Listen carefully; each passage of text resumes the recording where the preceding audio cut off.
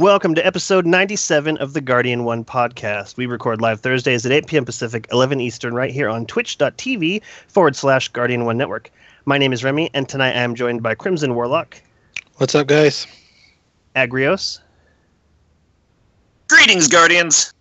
Sharks. Hello from Germany. And Gray. Good evening, everyone. We are going to be talking about all things Destiny, but first, a very special housekeeping.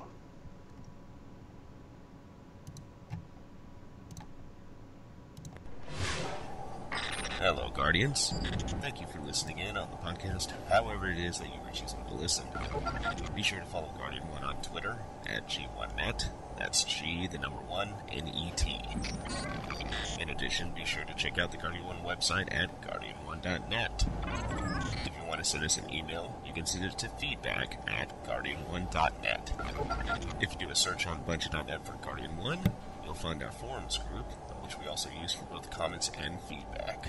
Big thank you to all those currently in the Twitch chat. As Remy said at the top of the podcast, you can watch the show live at twitch.tv/Guardian1Network. We broadcast every Thursday at 11 p.m. Eastern, 8 p.m. Pacific.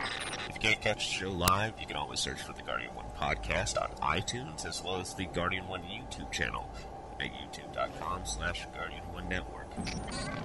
Guardian 1 is a proud member of the Guardian Radio Network, so be sure to check out the Guardian Radio Network website at theguardiansofdestiny.com. There you'll find all the different podcasts as part of the network, including the flagship podcast, Guardian Radio. They broadcast every Monday night at 8:30 p.m. Eastern, 5:30 p.m. Pacific on twitch.tv/Guardian Radio. You can also follow their Twitter account at GuardiansofD and their YouTube channel, youtube.com/GuardiansofD. Other podcasts that are part of the Guardian Radio Network include previous episodes of TTL Party Chat and Robust Radio. There's also a podcast called Ghost and Echoes, which contains a bit of fan fiction and audio versions of the Grimoire cards found within Destiny. That's it for housekeeping. I'll see you again soon. Alrighty, thank you very much, Holo-River. For those who don't know, or for those who are listening, audio only, this was a very special podcast, or this is very special housekeeping because River, who we have do the housekeeping, who was the second member of this panel before life got in the way, I guess. I mean, it's a kind of a rude way to put it, but really he's not here anymore, and that makes me sad. That video was of his PlayStation 4 Destiny: The Taken King unboxing video, and it's something that I don't know. I ever since I saw it, like I can't every couple of weeks or so I watch it again because those moves are it's just so good. It just makes me happy. It just makes me happy to watch River dance, and dance he does. And so Flounder suggested that she watched the show from last week and saw the video, and she suggested that we have the River dancing portion while he was doing that, and I hit up Gray and said, hey, we need to make this happen, and so we made that happen, and it was amazing. And I wanted to share it with everyone because judging from the responses here, everybody seemed to enjoy it as well. It's just so good. It just makes me so happy to see him dancing. Those moves are just so great. We will put a link to that unboxing video down below so that if you are interested in watching it as well, I suggest everybody take a moment to really appreciate River's dance moves. It's just so good. It's just so good. Okay, so again, lots of very interesting news, lots of very cool news. Last week we were speculating on what it was that Bungie could possibly think that we were clamoring for. And the two big ones were private matches and what was that other one? Private servers? Special servers? I forgot what it's called specifically. Dedicated servers? Dedicated servers, that was it. And as much as I have heard people talking about that, it's not something I really would describe as clamoring for. And surprise, private matches. This is super exciting. I am super excited about this. this means to me that we will be able to host tournaments. We will be able to have just really fun get-together nights. Like, I think it would be so cool for Guardian 1, just on the inside, be able to put 12 people together and throw them in. Like, there was a couple of times I played against K-Dub and a couple of the other guys in Guardian 1, and there was a different level of playing there, seeing his name. And I shot him down so many times. Like, I know K-Dub is a monster in PvP, and I swear to you, he just kept coming up on the wrong end of me. Like, he just was looking the other way every single time. But it was fun. There was a whole different connection there, and so everyone listening, private matches are just this is going to make the game amazing. Now, I've read some people talking about, well, what is this going to do to regular PvP? And I think that regular PvP is going to stay the same. I think that this is going to bring more people into PvP, not less. Because it's a different monster. Going into the wild, into the jungle, you don't know who you're going up against, versus going up against somebody that you do know, maybe in real life, maybe you've been talking to them for years. This just adds to the game, and I will be looking for people to help me out with this project that I mentioned last week called the UDL.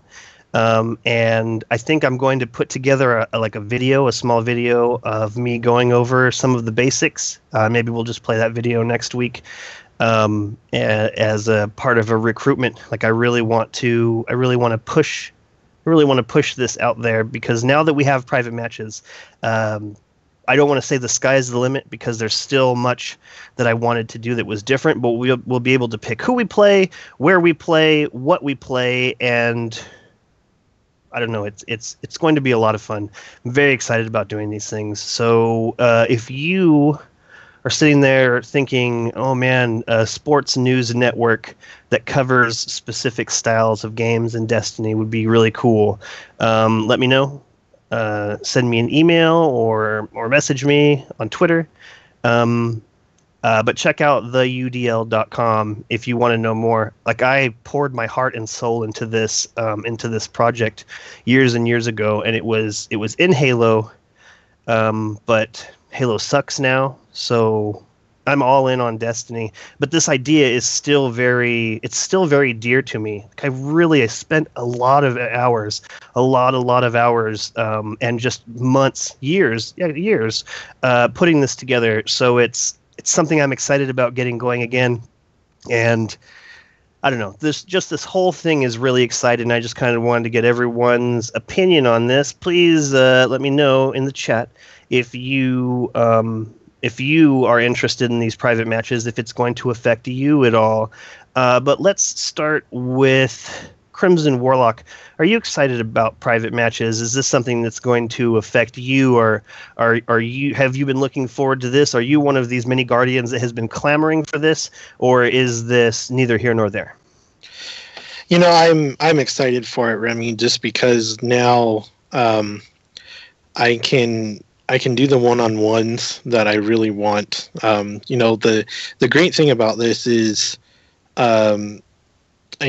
you can kind of do a mentor program with private matches, right? I mean, someone who's has a higher skill level than you can take you into a private match and, do a couple of gunfights with you, kind of give you tips on what you're doing wrong, which is something I need desperately. I do watch some YouTube videos here and there to try and get some extra tips from other people who do make those type of YouTube videos, but the experience is the best teacher for sure. So I am excited for private matches. I'm excited to see what the community does, the types of tournaments that that'll happen.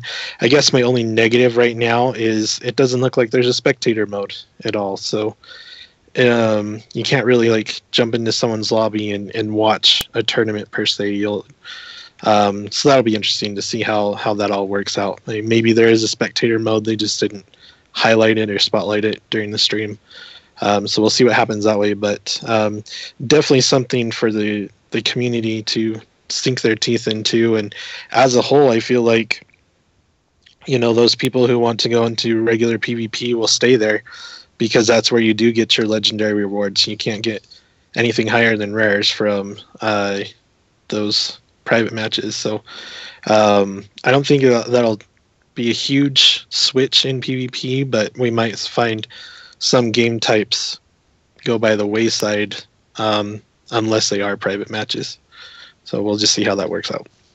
Interesting. Okay, two things. Number one, when you first started talking, I swore that you were going to say, I can finally do all those 1v1s that everyone's inviting me to, because that's like a common thing in the community online, is this 1v1 me, bro.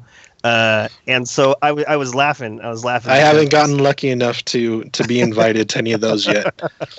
I've gotten reported messages before of outplaying a few people, but not enough to get the 1v1 challenges yet.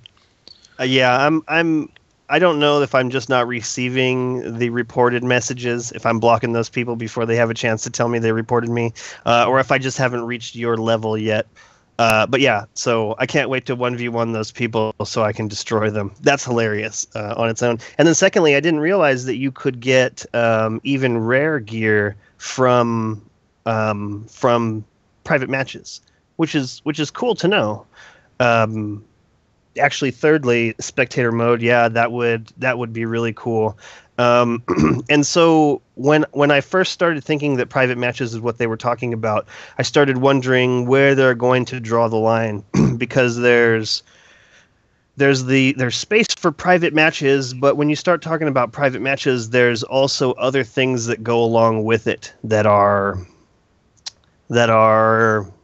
it kind of go hand in hand, and a spectator mode would definitely go hand in hand with this, but it doesn't have to be. So I think what we're seeing here is the private matches are in vanilla Destiny mode. Yeah, there was a lot going on in vanilla Destiny, but not nearly as much as what a lot of people wanted. And what we're seeing here is just the bare bones private matches, which is really cool. And I think going into at least Destiny 2, I would say that we would have to get a spectator mode.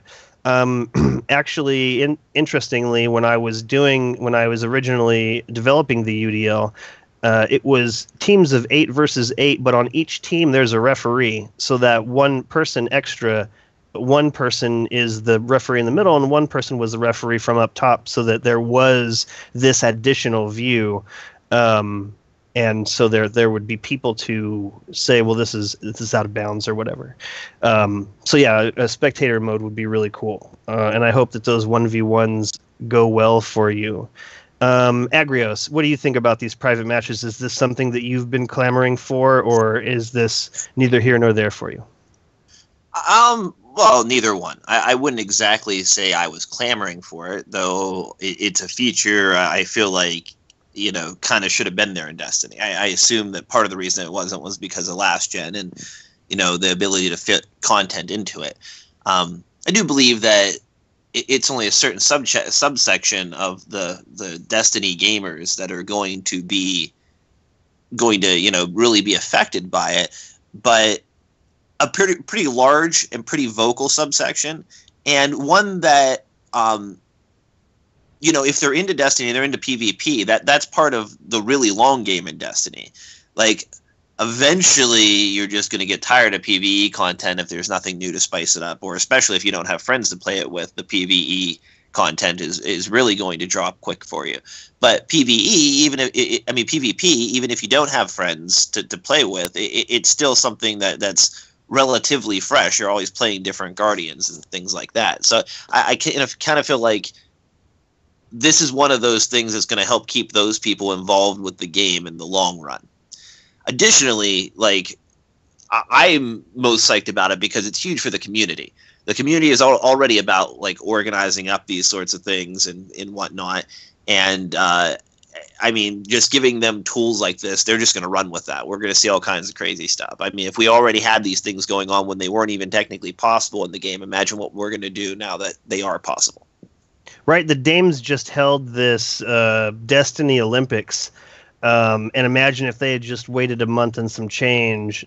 We're talking about, you're right, an entirely new section of what you can do. And actually, Crimson Warlock brought up a good point about going in and tutoring people. And on that same note, man, I cannot wait to get into these multiplayer maps and just walk around in them and look for sight lines and, just imagine what I would do in certain situations. Like there's places I don't go in certain maps because there's too many variables. Like basically the center of any map you will never find me there. If there was a heat map available for these maps, you would never see me in the middle. Just too many variables. I keep around the outskirts, basically on either side, especially with all the shotguns and shoulder charging going on. You need to put some meters in between you and the Guardians coming around the corner. Like walking through doorways, you're just going to get gunned down. Unless you've got the shoulder charge or the Daedry's retort. I can't wait to get to Iron Banner. I'm super pissed about Iron Banner right now. We'll get to that when it shows up, though. But yeah, you're totally right, Agrios. For the community, this is huge. Absolutely huge. And if you're talking right now, I cannot hear you. I see your box is glowing, and that's a shame. It shouldn't be glowing. I was muted. Oh, okay. Yeah, your box is still glowing for me. Maybe that's because you're the only one not on video. Nobody else is glowing. We'll find out here in a second. Sharks, is private matches something that you've been clamoring for, or is it neither here nor there, or are you somewhere in the middle like Agrios? No, I think it's badass. I mean, all the different groups out there that have basically done it without having it there, trying to matchmake. It's been wanted for a long time, and I know groups like Crucible Radio and Planet Destiny. They were out looking for other podcasts. Here we go. It's going to be a lot easier to go against those podcasts and have some fun. But it's not only that I'm really excited about. Like what you said, going in there and exploring these maps. That's not just me. I mean, new people or new maps going in there and really trying to figure out different areas and what to use them on. I mean, that's really going to be key to going in there and not getting your butt kicked. Unlike you, I go into the middle. I rush straight in. But when you're running around shooting people, you can't see anything. And so going in there on your own, that's going to be really fun. And then again, going in there and maybe working with a group, your trials group, going into a map and working out how you want to do things, walk around, say, okay, I want you here, I want you there. It's just going to be key to really getting better teams and making yourself better. So I'm really excited about it. Right. I mean, just walking around the map, I could see this bringing in a whole crop of new Guardians just based on the fact that they can go in there and kind of just hang out without getting mowed over right away. I haven't had the opportunity to just sightsee or really figure out where could be a really good place to hang out and then try it in live fire. It's been something where I've found something that's worked and I've kind of edged myself out, like specifically Rusted Lands. When you start when you start on the side that has the heavy that is not in that little room, the other side, you go up there and there's that one control point. And so what I will do is I will hang out by those stairs and I will keep that whole corner guarded. So while people are running out this way, I've got their back, and I'm also faced each of those openings. And so over time, I've just kind of inched my way out and looked at my sightlines, but just being able to walk into that room and look around and just have a moment to myself to determine which areas really need to be covered. It's going to change the game immensely.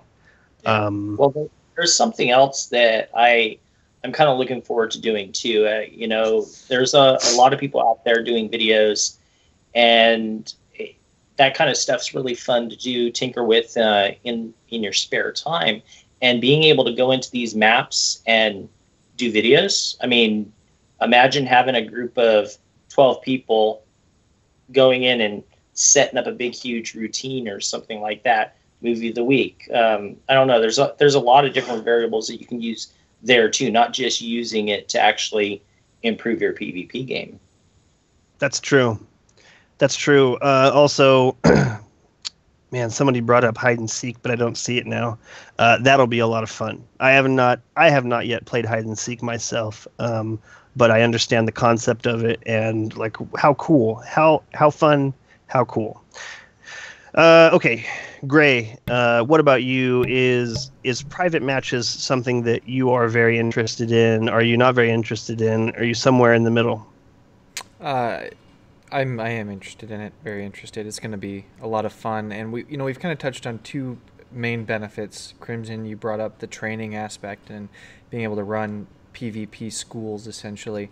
Sharks, you brought up another aspect that I'm really interested in. That's being able to compete against other people that do similar things to what we do here. You know, when Guardian Radio does a little tournament against Planet Destiny podcast, you know, I'm looking forward to having our own little Guardian Radio Network tournament that we could have, or even, you know, different leagues that you could be a part of. So I think that those are two good aspects. And then Remy, what you just brought up, which was, I think it was Mystic in the chat, had brought up the other types of games that people are going to invent now that they have this as a tool to do so. Hide and go seek. She had said something about tag using Thorn, which would be kind of cool too. And that's actually another part that I'm just curious to see what happens. The creative community that we have, they're going to come up with some new ways of playing this game in a PvP format that we haven't seen before. I think that's going to be pretty fun. Right. It's a huge win. It's a huge win for anyone who plays Destiny, really. You know, I'm certain that there's people who haven't touched PvP. They will be able to go into these maps. They will be able to look around and maybe be interested in getting their toes wet, or maybe even be part of, you know, one of these tournaments. Like there's a lot of good that's going to come out of this. I really liked the amount of options that they gave, and it's just a really solid first step in the right direction. I'm really looking forward to the fact that people will just be able to plan this. It's no longer a luck of the draw, hope you get matched up with somebody in the same team. This is, you are going in as one of 12 people or less, you know, whatever configuration you choose, but it will be whatever configuration you choose. And it's, the applications of this are endless. PvP schools are going to be great. Stone was saying PvP clans are going to pop up, and really, it's just a huge win. It's just a huge win. Dedicated servers, I'm certain, would have been cool, but well, the dedicated servers things, and actually before I get into that, correction, that was Unilala had the Thorn with tag idea, so give Unilala the credit in the chat for that idea. But the dedicated servers, the big benefit there isn't that just better connections. Essentially, you're not going to have to deal with, you know, red bar and players jumping around because you have less people you're trying to connect to on a server. Yeah, No. that's all right. Excellent.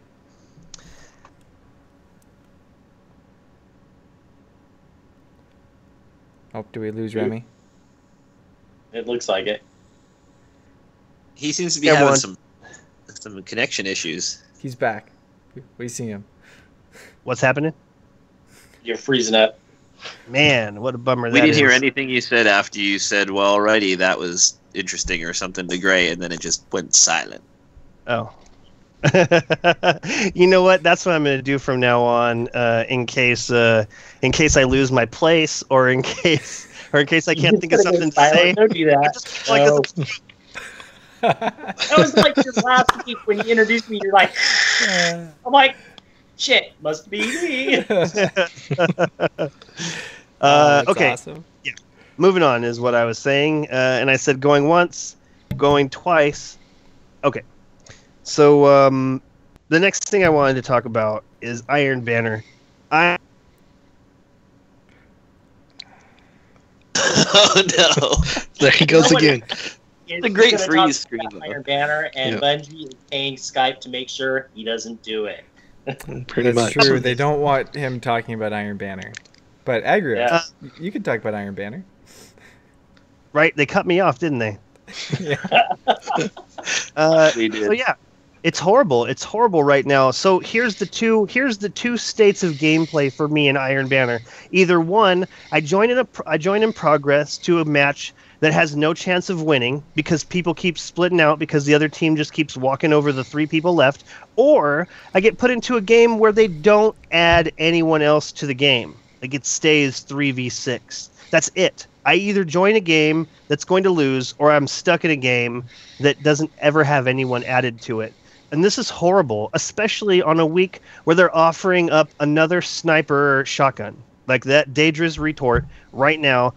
Unfortunately, I'm going to have to stick it out to at least level 4 on one of my characters on each platform because that shotgun has insane range. It has insane range. Even with that stupid replenish perk, it's still worth having because the range goes up to the P and the S on the. That's how I can tell. That's how I measure how far the range is on shotguns. Is how far it is on the pickups. The word pickups. And it's huge. That thing is huge. That shotgun has better range than it's either the Zarina or the Arminus. One of those has really horrible range, and that shotgun has better range. So I have to get it. I have to spend the time to get to level 4 to get that shotgun so that I can remain valid or at least competitive in PvP. But right now I'm just hating it. I'm just hating it. And no amount of 334 or 335 gear is going to make me feel better about that. CrimZon Warlock, what are your thoughts on the current state of the Iron Banner? I'm done. I'm done this week. Last night, I was just kind of the final straw. I'm having the same issues you are. I'm getting put in matches, and I go from leading to down a player to down 6,000 points. Like, every single game. Okay, so that was the only thing that's been good so far out of this, and I do not call this good. Is that I already finished within the first? Oh no! I mean, I'm done. Like I'm rank 2, but I don't think I'm playing anymore because I can't compete. Like I've gone from consistently finishing in the top 3 to being dead last or highest on my team with like 6 kills. That's what I'm saying. That's how my games are. It's pretty ridiculous. Where I mean, either I'm positive, like just barely 1.0 with like 10-ish kills, and I'm the highest on my team with 4 people on the team, or I'm dead last with like a KD of 0.2 because the opposite team are a whole bunch of sweaties and a lot better than I am skill-wise.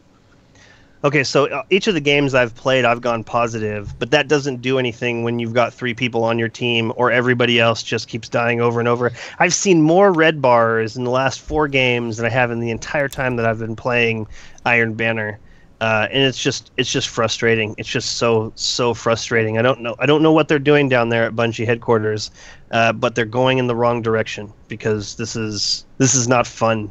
It is not fun. Agrios, what do you think of the current state of the Iron Banner? I have not been able to find the time to play yet this week. The little bit of time that I've managed to get onto Destiny, I've had to do some serious vault overhauling, deleting things, organizing things, leveling things up to make space to even get stuff from the Iron Banner this time around. So I'm kind of in my final wave of organizing all that. I kind of got it pretty much all squared away. I just have to empty out my postmaster on a character, really. And Yeah, so I will pound that out this weekend, but it's not sounding like a good time. No, it's not a good time.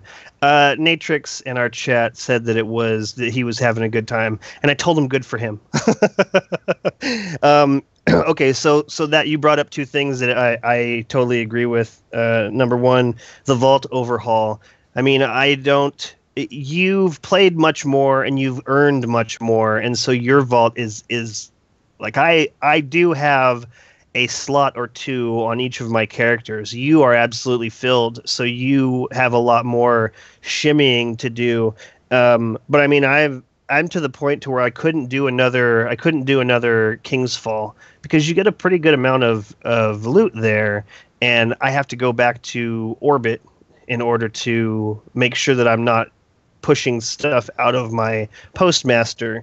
And so I'm not really excited about playing that. I mean, I am. I'm excited about having space. I'm not excited about making space, and that's what I need to do. That's my next part. But since No Man's Sky has dropped, I have played the least amount of Destiny that I've played.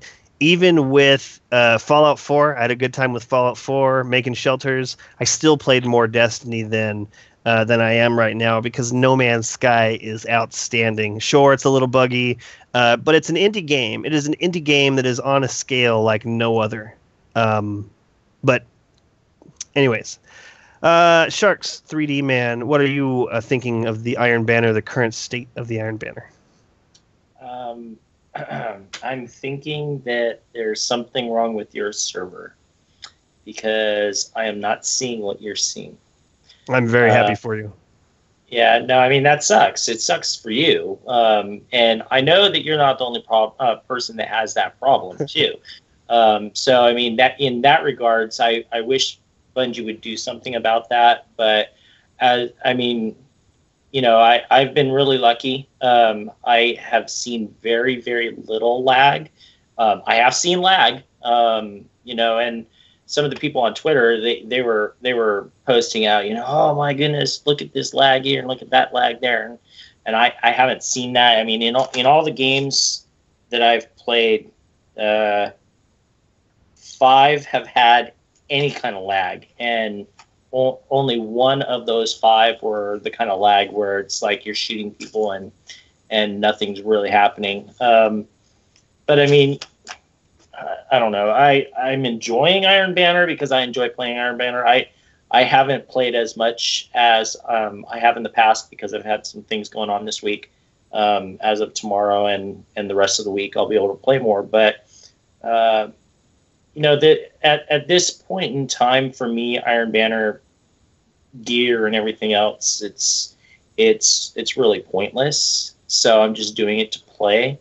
So, I mean, that part of it isn't really getting me going. I have been doing one thing. I'm using Iron Banner to try to get exotics. It's a little bit easier to do it that way because the games, especially with Clash, even though I hate Clash, Clash is a very fast-paced game, over in 10 minutes or less. So, I mean, you can pop those out pretty fast and get those exotics. And I'm just filling all space. I'm filling space that I don't have with exotics, getting rid of stuff. But yeah, I mean, other than that, Iron Banner's been all right. Well, actually, Iron Banner's been really good because yesterday I went unbroken, 23-0. So I mean, you know, I'm not having bad Iron Banner, not like some of you guys. Well, I'm glad to hear that because having a bad Iron Banner is crap. Maynard says he's not seeing anything out of the ordinary either. It's the worst I've seen, and I went to talk about it on our Guardian 1 chat, and Jaded pointed me to an article, like a forum post on Bungie.net, and people are just lighting that place up. Like, people are pissed off about this skill-based matchmaking. And one of the comments I don't really agree with was "Don't protect the noobs," and it's like, well. And then Eric Osborne said, you know, they don't want to put all of the very new players into the same groups as these people who play every day for hours at a time because that's going to shoo them away. No one's going to want to be part of a PvP match where they just get stepped on over and over and over again.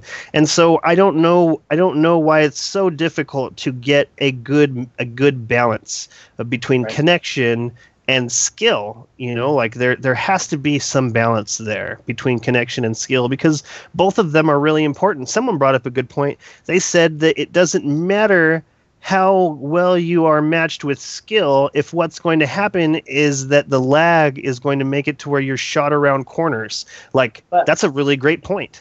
You also have to take something else into consideration. I mean, and this is coming from somebody that plays Trials, and Trials drives me insane because it's not skill-based matchmaking. And when you are putting into a match that you're playing a triple wreck or a crafty or somebody like that, you're going to get your butt kicked unless you are that skill level. And not having that skill-based matchmaking, that happens all the time. But at the same time, I understand that connection does matter. When you go into a match, and even if they're less skilled than you and you shoot them 100 times, they look at you, they spit on you, you die, and they laugh and run away. That's really frustrating too. But I honestly don't believe that the answer is to go connection only, and that's what a lot of people want, because you're still going to get your butt kicked. I've seen it. It's going to be just like Trials. Yes, that sounds reasonable. Like I said, there has to be a way to balance this out, and I'm surprised that Bungie hasn't figured this out yet. They've been doing matchmaking for a long time, and the fact that they haven't gotten it even close to good, it means that this is a much more complicated issue than we know. It probably has to do with the fact that I hate to say we're in kind of a lull, because I have yet to complete all of the content available in front of me, but for the people for the masses of people to come out, there has to be something new more often than what we're seeing, and I think that's what keeps people playing. The people who are still playing right now really love Destiny, and they really don't want to play other games, and I think that's what's leading to these huge gaps in either skill or connection. So Remy, I'm really curious, really quick, since I was definitely not one of those to participate. I mean, was Halo multiplayer this laggy or this much gap in skill that we're seeing with Iron Banner? And do you think there's things that they might have had in Halo that they don't have in Destiny to make it better, or what? What are your thoughts comparing those two? Okay, so it's interesting that you say that, because the internet was a different creature in, let's say, Halo 3 days. Even in Halo Reach in 2010, I think that one of the things that leads to this is the fact that we have specialty weapons in Halo. You started with a certain loadout, unless it was like Halo Reach, when you could actually choose your loadout, what you started with. Like in Halo 3, you started out with the handgun and the assault rifle, and if you wanted a sniper rifle, you had to run to where it spawned, and you had to fight that person for it. So it's not like everybody on the other team started off with snipers and sniper rifle bullets. So I think that's one level where there's a disconnect here, is that people can start off with exactly what they want to start off with. And so the people who know which weapons to choose have this really what is a great advantage over other people. But I want to say that I didn't ever really see such one-sided games that it wasn't fair. There was always the good one person who was a sniper on your team. There was always the person who would run to rockets, and there was always the person who would drive the Warthog, and then another person that would pilot the turret on the back of it. There just seemed to be more roles, and so those roles wouldn't. It didn't end up being this completely one-sided thing. There was one person with a shotgun. There wasn't 6 people with a shotgun. And so I think that this is one layer that's different in between then and there. But for the overall, if you looked at my the breakdown of what I killed most with, it was like assault rifle, fists, and then like DMR. Like this is how it would break down, and I felt competitive with an assault rifle, as where I don't feel like an assault rifle really cuts it at this point in Destiny. I feel much more comfortable with a scout rifle, and I don't know. I usually pair that with a sniper rifle, just because I tend to put put space in between me and them. But I don't remember. There was sometimes one laggy person, but it just didn't feel as big of a deal. Now this could be because, I don't even know. That's a really great question. Maybe they're trying to send too much information at this point. Maybe they're swamping down the amount of information that can go out on each packet. Maybe they're just pushing the limits of what we're seeing. But yeah, the internet was that's a really great question. Gray, did you have something you want to say? So when you would play multiplayer on Halo, and again, I'm with CrimZon, I did not do this. Did it show you the connections of the other players? That's a good question. I don't remember right off. So the logical next step is, what would our discussions be like if we never knew what the connections were? Well, we would know that somebody was zapping around the map.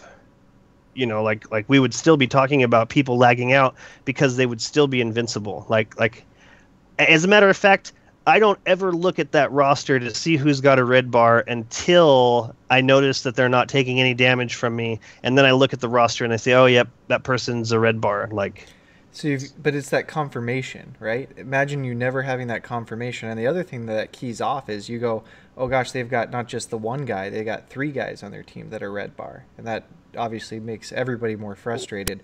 I think having the evidence actually makes you. It validates, that experience more, that it's laggy. So are you saying that's good or bad? Well, I'm saying the player base would probably not have such an issue with it if we didn't know.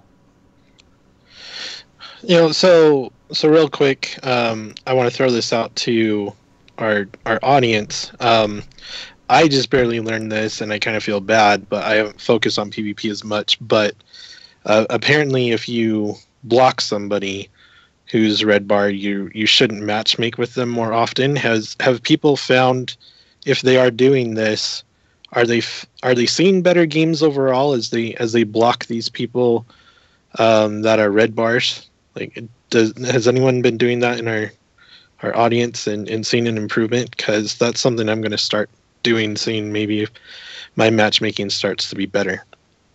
I've been put together with the same people that I've just blocked, and this is on the Xbox where I go in and block them in Destiny, and then I go into my friends list and then over to people I just played with, and then I find their gamer tag and then I avoid them. I've still been placed with those people previously, both in Halo and in Destiny. You mean even when you left the match and like just entered an entirely new lobby? Yes. I know if you block someone or report someone, it's not going to take you out of their lobby automatically. Yeah, no, it doesn't take you out of their lobby. But I have seen that same person back in the... maybe it was because they weren't the party leader that I've seen them again, and they were in a party with other people that I didn't have a chance to block before I jumped back in. But it's supposed to help you that way, and I'm certain that it does, but I have seen the same people that have come back previously. Okay. Anything else on Iron Banner before we go? So I played about 3 hours, I want to say Tuesday, with Hefty was playing with us, Lawn Boy was playing with us, Mystic was playing. We had one bad match probably in that whole time where I saw 2 to 3 red bars, but for the most part our connections were reasonably okay.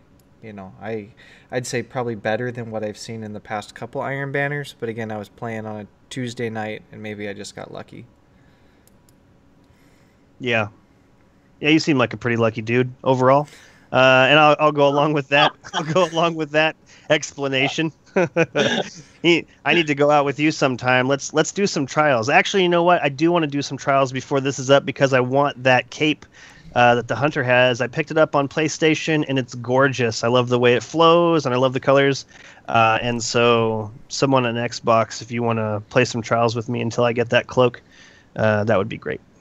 Okay, so I do want to talk about Supremacy. One other thing about the Iron Banner, I had something else to add to here too. A reminder that everyone who hasn't yet should pick up the dead ghost in the tower, in Saladin's portion of the tower, because this could be your last chance. As we know from Rise of Iron on, Saladin will be hosting the Iron Banner from the Fellwinter's Peak. So right now, that's the only reason the back of the tower even ever gets opened. So until we find out what Bungie's plans for that back there is, maybe, who knows, maybe Xur will pop up back there then, and the one weekend Xur pops up back there, it'll be open then to be able to, access that ghost. But we don't know how long that'll be or how they're going to handle that, so don't miss your chance. Do you think they're going to build a bigger vault in that open space in the tower? Okay, I want to answer what you're saying there, Gray. Let's talk about that. But first, Sharks was saying something. What were you saying, Sharks? I said that's where they're building Remy's apartment. Seriously, I want to know what's behind that giant round door next to the speaker. Like, that's got to be where our guild house is. I want it badly. But yeah, Gray, you're right. That's where they're. You know what? I would even go for like just some tables. And maybe I could just put my stuff there. Maybe like a garage sale, That would be really cool.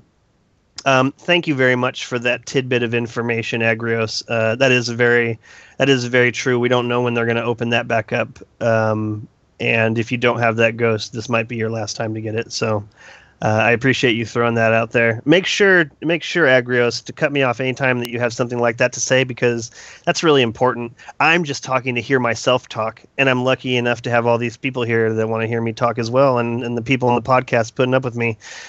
So yeah, please, anytime you have something like that, just cut me off. You're too nice, Agrios, is what it is. For those listening, oftentimes they'll be like, oh, well, I was going to bring up this on the show, and I thought, why didn't you just cut me off, Agrios? That was way more important to me going, oh, I love Destiny. I hate Destiny. I love Destiny. Because that's what I do. That's the whole show. I love Destiny. I hate Destiny. I love hating Destiny. I hate loving Destiny. So it's like that all week long, folks, too, in our Twitters. Oh, my gosh. Right. Remy is so bipolar every single day with Destiny. Right. You know what it is I love it so much that I hate when bad shit happens. Like this Iron Banner, like that Daedra's retort. Pick it up right now. It's worth it to you. If you are feeling like shotgunners have you down, sit on that thing and just wait until they run up to you. They can't shoot while they're running, and you'll be able to pick them off no problem. It's basically got a full bar of range. Okay, so I did want to talk pretty quickly about Supremacy before we hit Agrios and the news. We got lots of news, lots of stuff to go over, but Agrios is really good about keeping things condensed. Supremacy looks like a lot of fun. When it first was put out there, I wasn't really interested in it, but there's been so many times like I kept hearing Sharks in my head, because you were saying, Sharks, one of the reasons that you really enjoyed specifically Control was that you knew where you were going to find the other team. Like, they are going to these control points, and this is where people were going to gather. I had this thought that you could, from far away, leave just an orb out, and as people ran out to get it, just snipe them as they went out for this orb. And it just dawned on me that there would be so much tactics, so many different strategies that you could go into this Supremacy. And so I'm very excited about it. I'm very excited about a new game mode. I feel like Bungie doesn't mess around when they put out content. You know, it may not be the best, it may not be the most, but it's definitely not. It's not a dud. Like I don't feel like House of Wolves was a dud. I don't feel like The Dark Below was a dud. It wasn't enough. It wasn't as much or as but they weren't duds. They were well thought out. They were well crafted, and I think that Supremacy is going to be this way. I'm very excited about it. Crimson Warlock, what do you think about this Supremacy? Is this something you're excited about? Like with most content, I'm excited to try it. I'm willing to try it at least once. So I do like it, though. I think it'll be a lot of fun to really play, and I think Supremacy in a lot of ways is going to be the new 1v1 me rumble kind of thing. Like let's 1v1 Supremacy kind of a thing. It might be fun to see how those type of games turn out as well. So I'm excited. It's a new game mode. It's a new fun thing to try. So pretty excited. Just overall to see the type of matches that come out of it. Agreed. Let's see, Agrios, what do you think about this Supremacy? Are you excited about this new game type? Yeah, I definitely like anything that's going to bring something new to the game. I like variety, I like change, I like strategy, and Supremacy definitely seems like a strategy type thing. Like for instance, you were saying you were thinking about laying a trap, leaving one out there and not picking it up. Well, that's going to require coordination with your team, because your team could go pick it up at any point. But not only that, the people you're picking off with your sniper that are running over to get that right. Orb that drops on the ground, you're not going to actually be helping your team at all unless you're working with someone who's up close in that area that's going to go pick up the orbs from the people you snipe. See, this is exciting. Talking about this strategy is exciting to me. Like, you're totally right. You're just going to pick off a bunch of people, and there's just going to be 6 orbs laying there. Yep, and no points for your team. You didn't do anything with that time other than stop people from getting to an orb. So letting that orb sit there it's only going to be beneficial for you. As if you're working with someone else, they can go collect the orbs from the people you're sniping, which could very well be a strategy. Someone hiding around there with a shotgun. You managed to only, one hit somebody, not headshot them. They can run out, take them out, finish them off with the shotgun, pick up any orbs laying around, go back around the corner, and you just wait for someone to come up on them. You know what? Lots of strategies like that. This is going to, additionally, this is going to be a cool place for invisibility.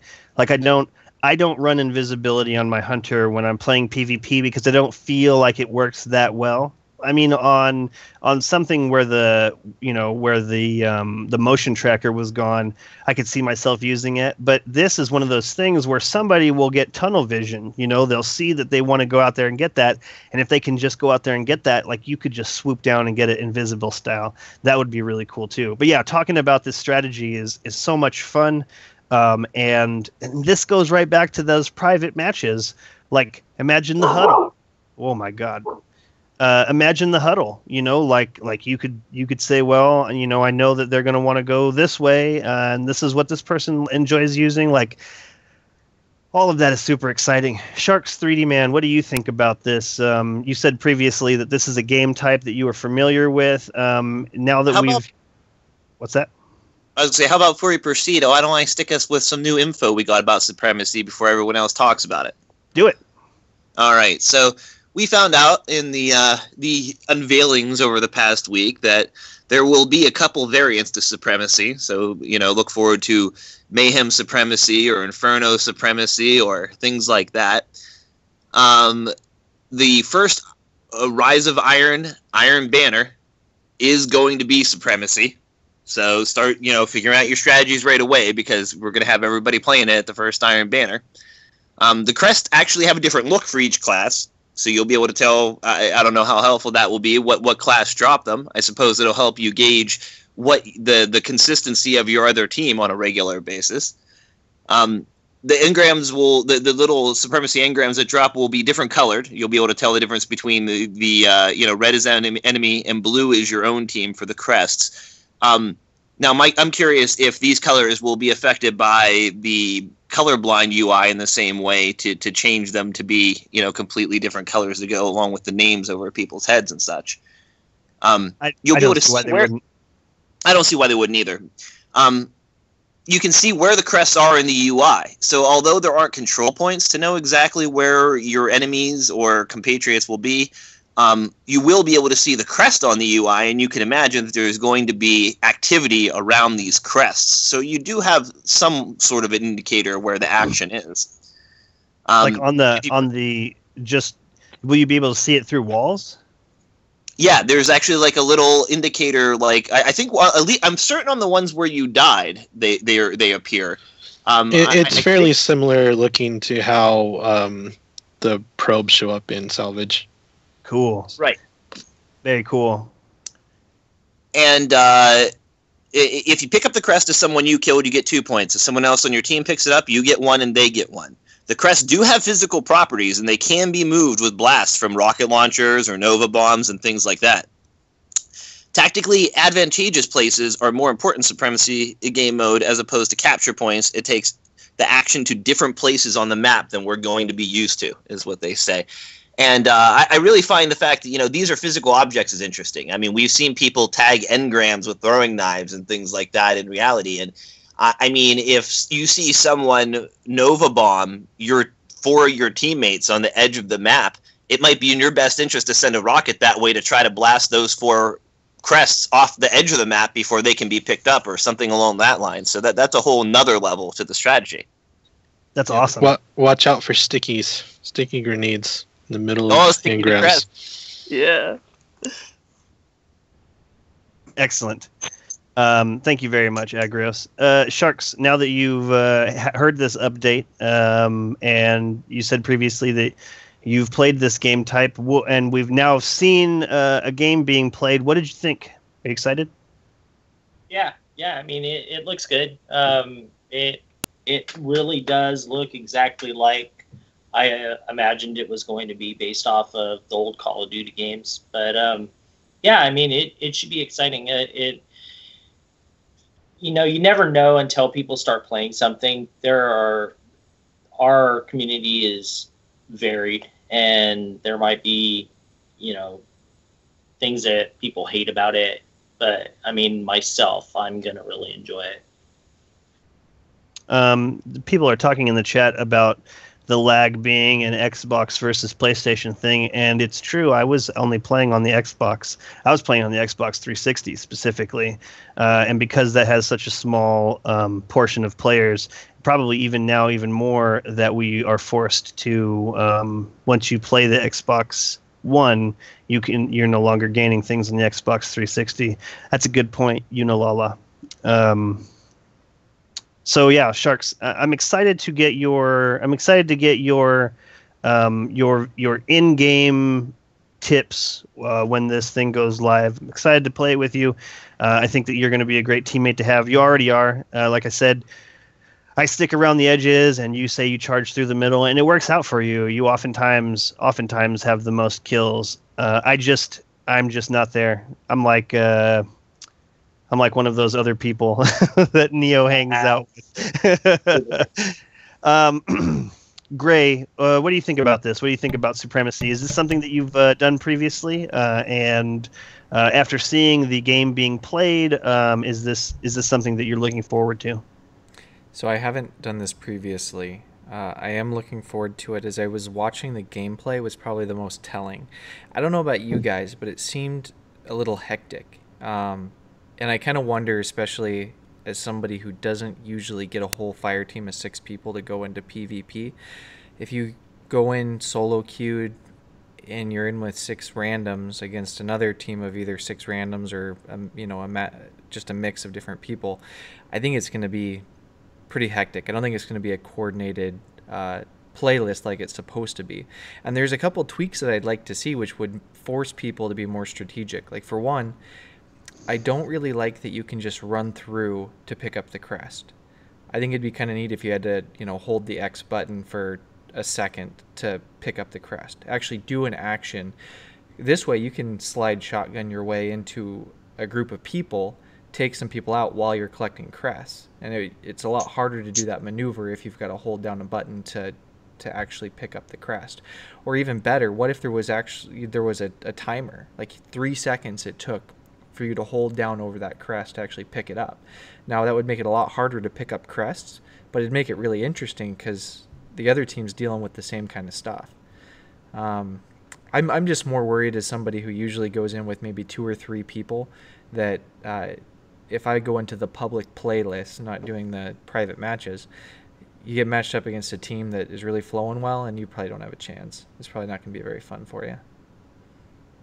You know, I think that's part of the reason that they have the points so low on there. You know, it's like 1 point for the kill and 1 point for the pickup.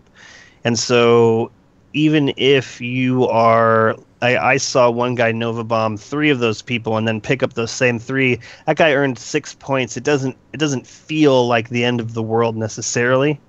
But I see what you're saying, and you know what? When I was railing against Iron Banner this afternoon, it occurred to me that if I just went in with a team of 6, fire team of 6, wouldn't necessarily have to worry about any of those people skipping out. You know, it would be funny if we went in as a team of 6, and then one of you guys was just like, I'm out of here. But yeah, so I'm thinking you're totally right. This is one of those things where if you are in a team of 6, you're going to have an advantage over the people who aren't in a team of 6. If just for that reason that you will, you know, let's not even talk about being able to coordinate vocally. Let's just say that you won't have to worry about any of them quitting. Like that's a huge deal. You know, one of my biggest beefs about Iron Banner right now is that I keep getting put on. I keep going 3 versus 6, and I'm one of those three people. And it's just disheartening, and it makes me want to quit. But I just can't do it. I think I've quit 2 games of Iron Banner, or 2 games of Destiny PvP altogether, just because I feel like such a shithead when I do it. I just don't want to do it. I just don't want to quit. I don't want to quit on those other 2 people who are trying. But I definitely don't want to stick around. You know, I definitely don't want to continue playing this game. Where are the mercy calls? That's what I want to know. Where are the mercy calls? But yeah, you bring up a good point. And really the way around that is just to make sure that you're on more than a team of 3. Although a team of 3 is better than a team of 1. So why don't you play some and then get back to me on how that worked out for you? Also, I'm certain I will have anecdotal material as well. Okay, let us get to Agrios, who's just got a breathtaking amount of information to go over. I don't know how exactly you want to do this, Agrios, but I'm thinking you can just go. And if we need to stop, or if you have questions for people, I mean, you've just got a ton of stuff here, and all of it looks like an amazing amount of all of it looks really great. All of it looks really important. So we've got, I'd say, 50 minutes to really hit this. Sounds good. I think we can do it. So let's have it. All right. So first, we're going to talk about the story. There is a great interview about the story done by Game Informer this week, and lots of great little tidbits about what we're going to be experiencing as a Guardian going into Rise of Iron. They claim the story is singular focused. They describe it as more of a narrow and deep story instead of a wide, all-encompassing story. They're not worrying so much about the big world. It's more about specifically the Siva and the Iron Lords. That's where most of our story is going to be completely contained within.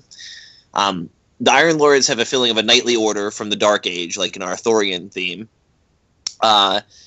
They'll be fleshing out the story of all of the Iron Lords. The story is going to involve learning about the past of the Iron Lords and how it affects the present. There will be some humor with some of the characters in ROI.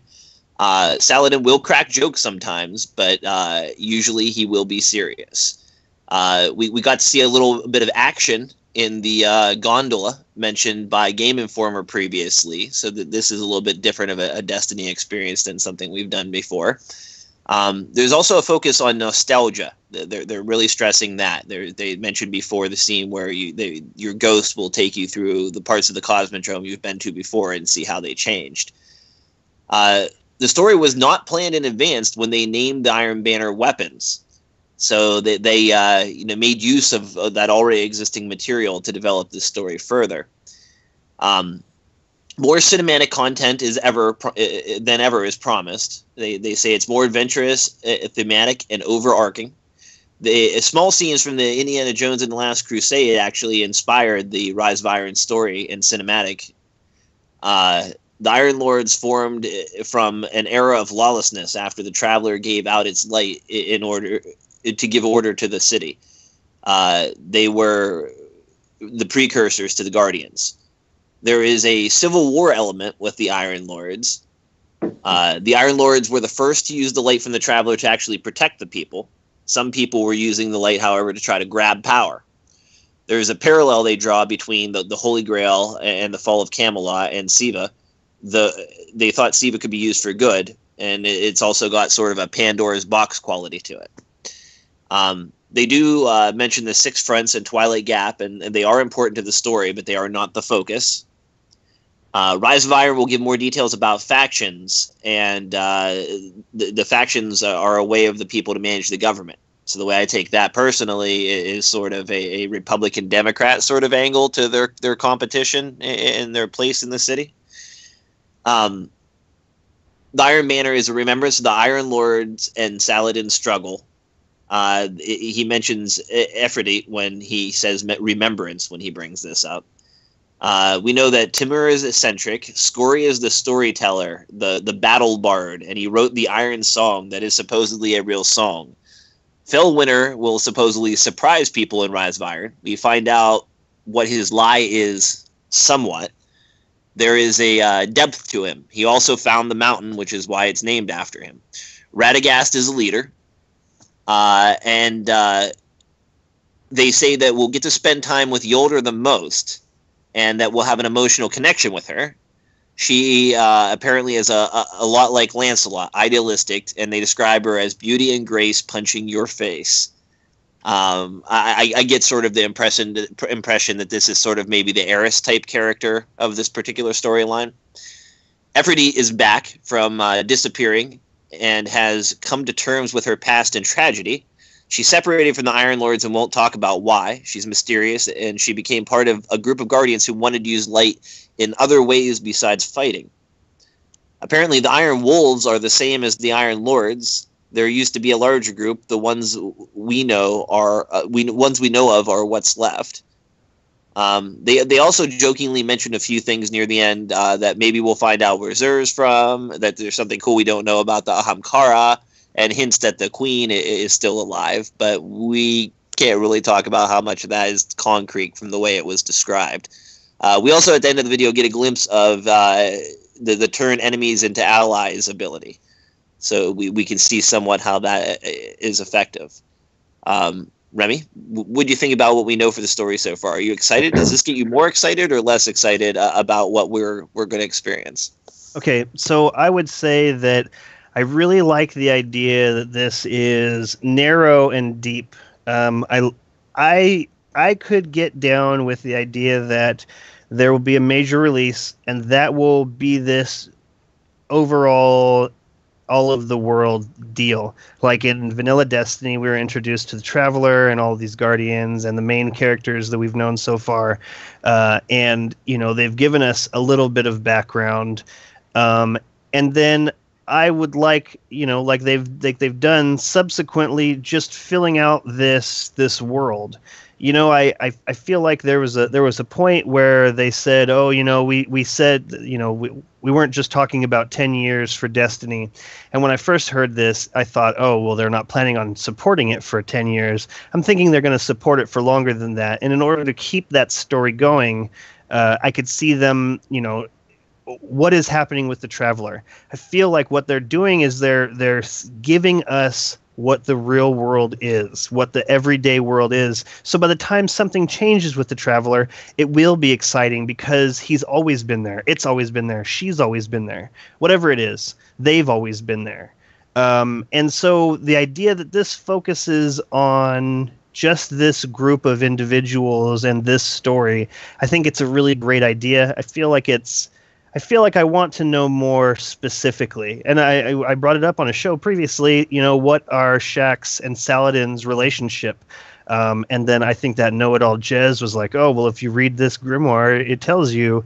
And so this is really cool. Like, I want to know more about Yolder. I want to know more about all of these people. Timir, and I think it's very interesting, and I don't know how they do it. Like one person wrote, these names and these people, created these characters, and then another person comes in and now is writing more of this story, is fleshing this out.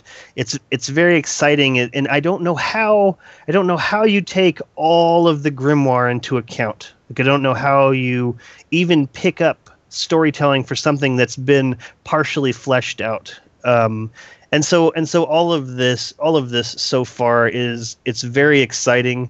I want to know more about these people in this world, and it sounds like that's what we're going to get. The narrow and deep is exactly what I'm looking for. Like, I don't expect the Traveler to move. I don't expect the Traveler to power up right now. I don't know when it would move. I don't know under what circumstances, but that's going to be a huge change. And what they're doing right now is giving us just more background to the world we live in, and it's very exciting. Crimson Warlock, what do you think about everything that Agrios has discussed so far? Well, it was cool to hear. I thought that whole roundtable was too spoilery, honestly. I felt like they've gave away a lot of the story of kind of the things that you'll run into. And so for me, as excited as I am to play it, I'm kind of disappointed that I've heard so much of what's going to happen. I kind of feel like they were so excited to show so many things, and I feel like that's kind of how the Game Informer articles have been doing a whole month's worth of coverage. It's almost like, well, what's going to be left for us to really enjoy if you keep up with the news? It's almost I feel like they're not saving enough for us to discover for ourselves. But at the same time, other side of the coin, it was really fun to hear from the writers. You don't get to hear from them very often, and so doing a podcast, a roundtable discussion with them was cool to have them sit there. And honestly, my favorite part was listening to them talk about flavor text and how that came about, and how people argue for who gets to write what flavor text, or how they bounce ideas off of each other for the flavor text. It's made me want to go back and look at all of those in maybe a new light now, just because it kind of started out as a joke, and then people are like, we can hide lore and other things into this flavor text, and if you read one, it points to another, and same with the grimoire. So hearing that aspect from the writers kind of put a new twist on the lore of Destiny and how it's presented, and made me enjoy it a lot more. I just hope that there's still plenty for us to enjoy in this narrow but deep story. I'm hoping that while we only get 5 story missions, that the quests that we get to go through afterward are really deep and really enrich the story. Yeah, you know what? I've actually skipped a couple specific broadcasts just because I don't feel like the that new strike. I skipped that. I wanted to watch it, but I felt like for this podcast, I didn't need to ruin. That's exactly where I drew the line too. Yeah. That's the one main thing that's come out of so far that I didn't watch any of either. Okay, I feel like just going out and doing there's one new strike. So what, we're going to go look at the whole new strike before I get to go play it? That's not cool. Right, I want to discover it. I want to see it for myself. I actually did the same thing with the tour of Fellwinter's Park. What is it? Fellwinter's Peak. Fellwinter's Park. There's slides and some swings. I wanted to explore that area myself, so I didn't so I didn't watch that one either. I watched just You know the what? tiniest bit and thought I can't do this. I wanna see it for myself. It didn't show anything new. It's just a lot of rehash of the reveal Yeah, trailer. it was like it really it was was. visual of the reveals we've seen already. So that was about it. Oh, okay. Well, that's good. Gray, did you have something to say? I just put it in the chat. Fellwinter's Park. Remy puts a sign up saying, "Please pick up your dog poop." Right. Fellwinter's Park and Zoo. Everyone come and enjoy. Sharks, what do you think about everything that Agrios has listed off yet? Does this deep and narrow storytelling and arc work for you? Deep? I don't know how deep it is. We'll see. Well, okay. So the reason I'm saying it like that is I have watched everything, which I regret. You know, we kind of got to do it for the podcast, and I'm this information hound anyways. I want to see it. I want to hear it. You know, I want to tweet it out.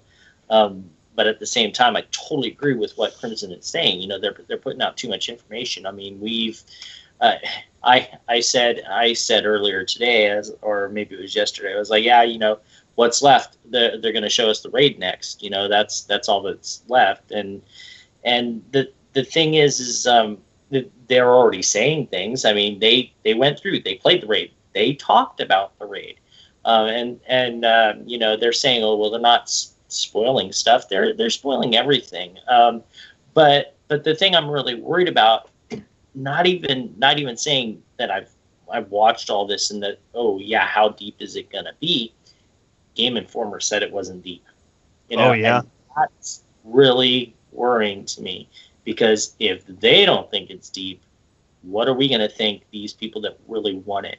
Now the one thing that I have to put is that they didn't watch the clips, or they didn't watch all the clips. I don't remember if they didn't watch any or all, but I that is going to obviously put on part of the storytelling itself. You know, that's going to be a big part of it. So maybe that's why they said it's not as deep. But I mean, when you have a reviewer that you know is really promoting it, to be quite honest, and they say that, that's kind of troublesome. Yeah, I could see why you would think that.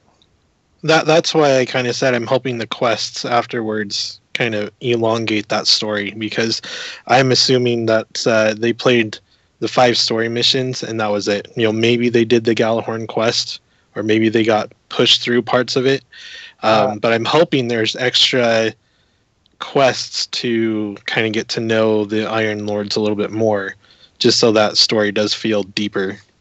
I know they did more than just the story, and they went through the raid, or at least part of the raid, and they did the strikes. So I mean, I don't know. I obviously didn't play it all. They were only there for 3 days, but I don't know. Busy SGS in the chat says Game Informer didn't watch any cutscenes, and so I could see how. What's that? Yeah, I wasn't sure. Yeah, I could see how that would really take some of the depth out of it. You know, some of the depth that I've taken out of the previous installments of Destiny are little things. You know, like the whole. I keep coming back to this. Probably my favorite part in Destiny so far is after you plant those markers on the Dreadnought, and then Cade says, "Hey, Zavala, I want to see what a drop zone on the Dreadnought looks like." Like that one line tells so much about Cade, and it tells so much about the situation, and it's just so. That's probably my favorite line so far. There just was so much in that one little bit, and so I think that this depth might come from that. Like you know, I have an Ephrodite's spear, and it sits in my vault, and I wonder who this person is. You know, I wonder why Fellwinter had this amazingly long distance shotgun. You know, like these are things that we're familiar with that we don't know, and so I think that might be where the depth comes in. I'm really hoping that the storytelling, that's how they do the storytelling, that the cutscenes are meaningful, even if they're smaller. So, yeah, Mystic Rose says, "Get your rock off my map," and that was a really good point too. So I don't know. Gray, what do you think about this? What do you think about this quote unquote narrow but deep storytelling? In you. One thing that Destiny doesn't seem to have in it is some kind of medieval spin to it, right? We've got kind of golden age, which kind of harkens back to I don't know, like kind of a Roman time, a utopia. And then you've got sci-fi elements, you've got futuristic things going on, and here's an element to the game which is going to kind of go back to relating to the Dark Ages. And I think that'll be a good spin to put on the game. I'm curious to see how they thematically integrate those pieces. But it's something that really conceptually doesn't fit for me in the Destiny world.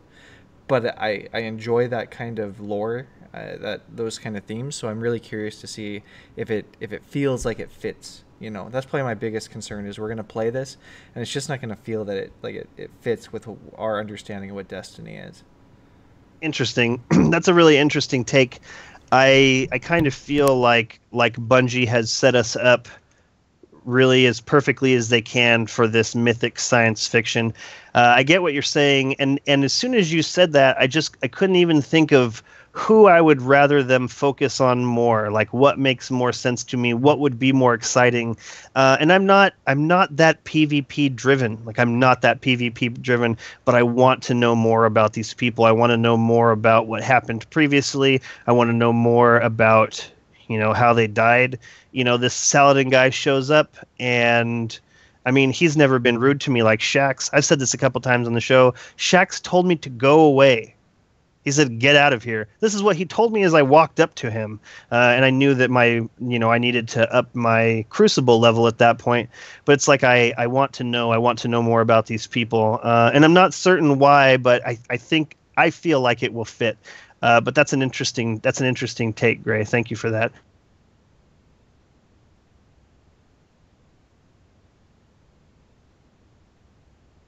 I'm looking forward to it. I think they're riding the line as far as spoiling too much, and like I already mentioned, I think that watching the whole new strike is spoiling too much. I don't want to see that, but of course I also didn't watch certain live streams that happened like before the launch of TTK and things like that because I didn't want to see too much of things that were going on. I did, however, listen to most of those just to get the information, but as long as I'm not visually spoiled, I think that's acceptable to me. Also, no cutscenes, obviously, and stuff like that. But I'm looking forward to it. I'm hoping that, like Shark said before, they mentioned that they were concerned about the amount of content, and there's only 5 stories, and like whether it was that deep. But then again, there are no cutscenes, and they're kind of hyping the cutscenes this time, that they kind of, maybe went above and beyond, so to speak. And we know they're not as limited by memory space on a variety of things as they were before. So I'm hoping to see a lot more development just because of what they have to work with. Yeah, I absolutely agree with everything you just said. Moving on. So we also got to see a new Viaduct. In the new Viaduct, there are lots of new weapons, including more exotics, raid weapons, vendor weapons, Gallowhorns, Thorns, and sidearms, oh my. And they released lots of great pictures of those throughout the week. We can see different ornamentation on a variety of weapons like Hawkmoons and Monte Carlos, and we see a lot of different skins on these in these early videos. The first time we will go fighting to reclaim our social space, it'll be in a blizzard, which is a new element for Destiny. The Wretched Eye Strike will feature a blind ogre who's had his eye stolen by a fallen captain and attached to a gun. The ogre tries to crush you while the captain shoots you with the eye blast. The new raid starts inside the wall, climbs up to the top where you have an amazing view and where you find the Death Zamboni, as it's known now, which you'll have to run away from. After that, you'll jump back down into the depths of the wall once again. Based on this reveal, the Wrath of the Machine is going to be the first raid since Vault of Glass that we don't know the final boss before playing it if they keep it this pace. Now maybe they're holding that for a reveal, or maybe they're holding that in secret, but we don't really know who the end all be all boss of the raid is for the first time ever. Archon's Forge is described as basically being like the Thunderdome, and as a side note, this was from somewhere other than the Vidoc, but this is where I chose to bring it up. It's been noticed that the Memory of Fellwinter artifact actually displays intellect, discipline, and strength rolls, strength on its roll. So it grants you all three. So that's an interesting twist to the current loadouts. Something else I wouldn't mind hearing from you guys on this one here is, how do you think they're going to handle T12, T13, and on? How is it going to affect our cooldowns on our intellect, discipline, and strength? Because they have altered that in the past during updates. And are we just going to keep filling up our meters till we get to T15, or how's this going to be handled, Remy? I would say that coming in at like 24 seconds per grenade or, melee charge is probably where they want to keep it. I can't imagine that they really want you to have it any faster. And so I would say that what we're going to be seeing is most likely them just squishing it down, so what was 5 tiers is now going to be 4 tiers, and you just need to gain that much additional. Like you'll come into the game one day, and then the very next day you won't have as much in each of those slots. I mean, that's the way I think that they're going to handle it. It seems like, if I understand you correctly, you're saying when you log on after the Rise of Iron update, it's going to take you longer wearing the same items you were wearing before the update to regenerate your super grenade and melee. Yeah, I mean, the only other option is they've done that before. So is that how they did it previously? It was done that way previously. I don't know if it's happened that way at every update, but I know the update where they converted to the current system, we all lost refresh time on our abilities. Yeah, I mean, I think that's how it's going to have to be. I think they'll probably keep it on this same scale, and just as your light level increases, those stats on your gear are going to increase, but the timers aren't going to change. I think the max is what it's going to stay at now, kind of as Remy was saying. But again, as you get higher light leveled gear, you're just going to see the numbers are going to be higher, but your timer is not going to increase or decrease any. Busy SGS says that makes year 2 armor useless. That only makes year 2 armor useless until you upgrade it, until you infuse it. I think that you're going to be able to keep infusing it up to whatever the light level is, and I think that that's going to push those things higher. It's a really good question. Is tier 12 gear going to remain as good? So let's say that we can now get. Well, no, I think that that's just going to be the thing. Is maybe tier 12 gear will stay tier 12 gear. You just have to infuse it to the highest light level, and then that's what's going to keep it there. And I think that makes most sense. I want to talk about this Wretched Eye. That is disgusting. I did see, I watched that Vidoc, and looking at that ogre with that section of his head pried open is disgusting. And it's cool and scary. And then that guy using that eye, this is a great idea. Whoever thought of this should be given some kind of bonus, maybe some Christmas cookies or another ornament for the tree, whatever it is that they hand you there at Bungie when you come up with a great idea. This is a great idea, but it is gross. This is gross, and I'm going to be grossed out playing it, but it looks great. This new raid starts inside the wall. You make it to the top. One of those Bungie fellas was talking about how running was this main part of this deal, and I really liked the way that they described it. And I wish I had written it down. I didn't write it down.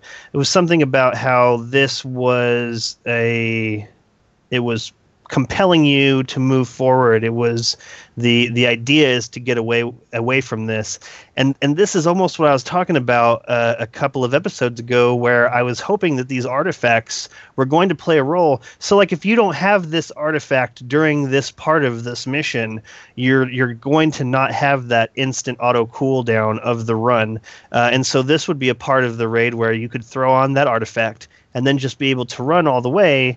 And that would be really cool thing to have, but I'm super excited about that. The idea that, you know, like there's the Gorgons part of the Vault of Glass where you have to sneak past these things. That was a lot of fun.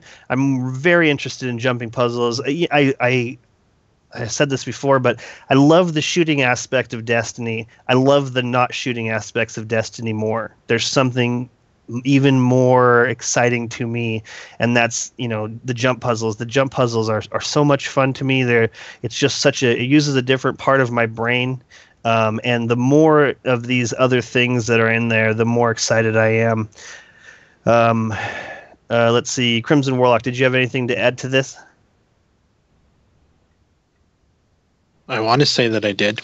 I was going to say something, but I don't remember. Nope, nothing. Sharks, what do you think about all this? Yeah, no, it's awesome. I can't wait. Looking forward to the raid, just like you are. I think I have an idea what it might be based off of what they're saying. You know, I don't think you can do any damage to that Zamboni. It's going to be run and make your way through a path. It's slamming down, probably making more holes, and you're going to think that you know which way to go, and then it's going to mess you up. So, yeah, I'm looking forward to that. That's definitely probably going to be a big puzzle part. I figured out who the boss is. What's that? I figured out who I think the boss is. All right, let's hear it. What do I think the boss is? Well, Agrios says that he knows. I figured it out. You're going to have to fight. Go ahead. Yeah. You already know what the boss is. The boss is Nanotex. So I think the boss is you have to fight the dead Siva Iron Lords. Maybe. Yeah. Yeah, I like that. Gray, what do you think? So I remember really quick what I was going to say. What's that? The only thing I wanted to say was, you know, we've seen an arc Scorch Cannon, and I think it'd be awesome if we also got that Wretched Eye Void Cannon as like the arena weapon that pops sometimes.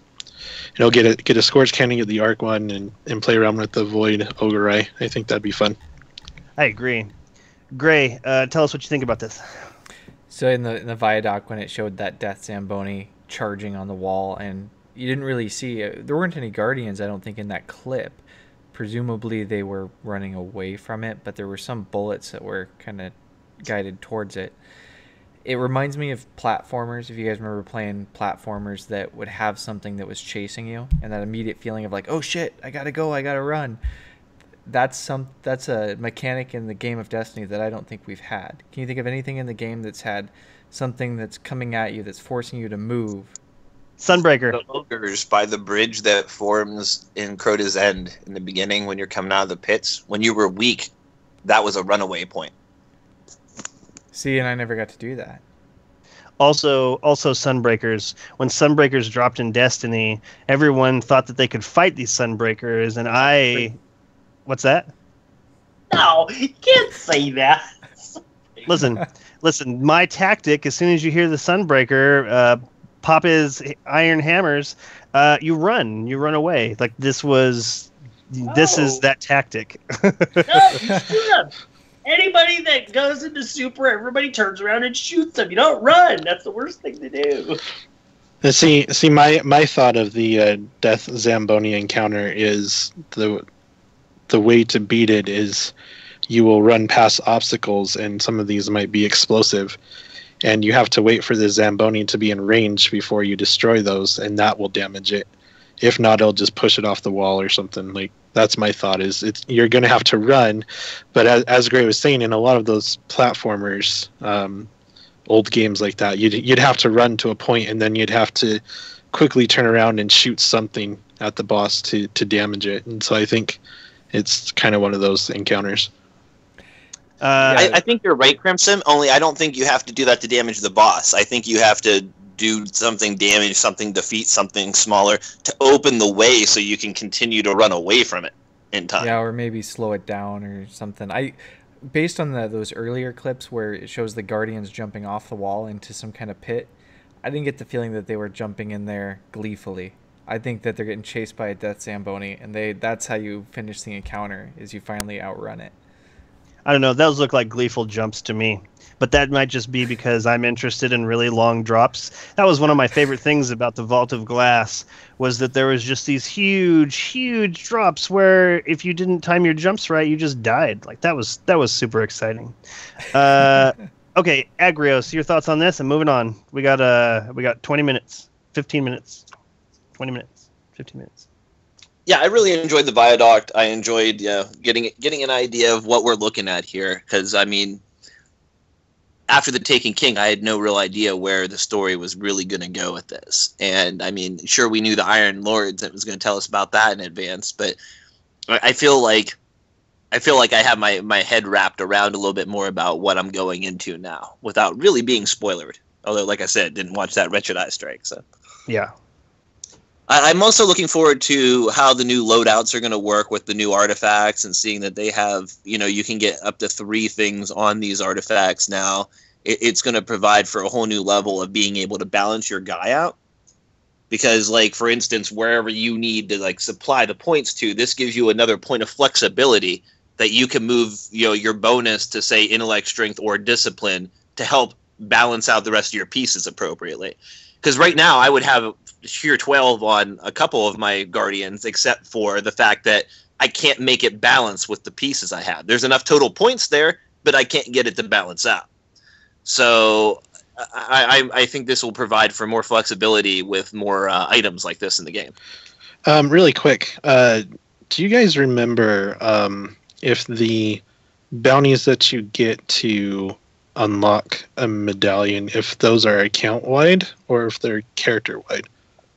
Count. I got the impression they were character. Oh no! Wait, for the are you talking about for the the Iron Lord it's artifacts? One per character. One per character. So you could get 3 the first week. You could get all 3 the first week. Okay. Right, and they previously said that these artifacts are not going to be attached to class, so you'll be able to pass them around freely. Yeah. I wonder if there will be one of those things. I wonder if there'll be a kiosk. Anyways, moving on. Artifacts you talking about? Yeah. It's one of the new characters is going to be having it, and you turn in. He means a kiosk so you can delete them and go get them out of the kiosk later. Anyways, moving on. We gotta go. We got lots of stuff. So to cover. the Edge magazine put out an article on the Rise of Iron coming out here. It's got some interesting information in it. They say that the Rise of Iron doesn't offer the same transformation to the game that TTK does, nor is it Destiny 2. It's merely a stopgap, albeit an effective one. They say in there that the Bungie said that the raids need to be challenging, but not too challenging, and they don't want them to be too long either. 8 hours is too much of a commitment, so I don't expect this raid to be as long as some of the longest ones we've had. They mentioned that House of Wolves was an outlaw story, Taken King was about revenge, and Rise of Iron focuses on nostalgia and respecting the past through a rich, interesting story told by a character that you've always known.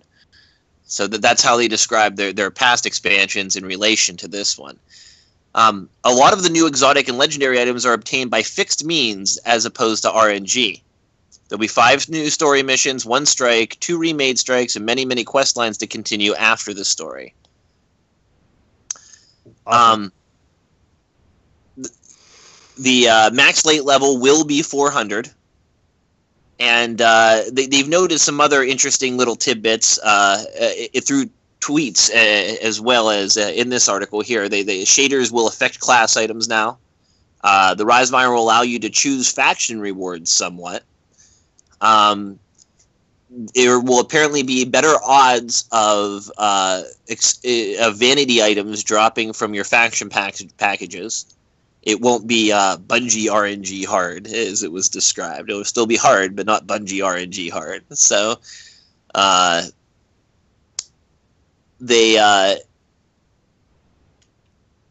Deej confirmed that the TTK PS PlayStation exclusives will be exclusive until the fall of 2017.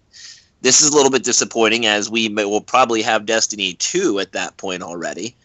It looks like they just, everything that's not already available on Xbox is basically going to be held out till the very, very end of things.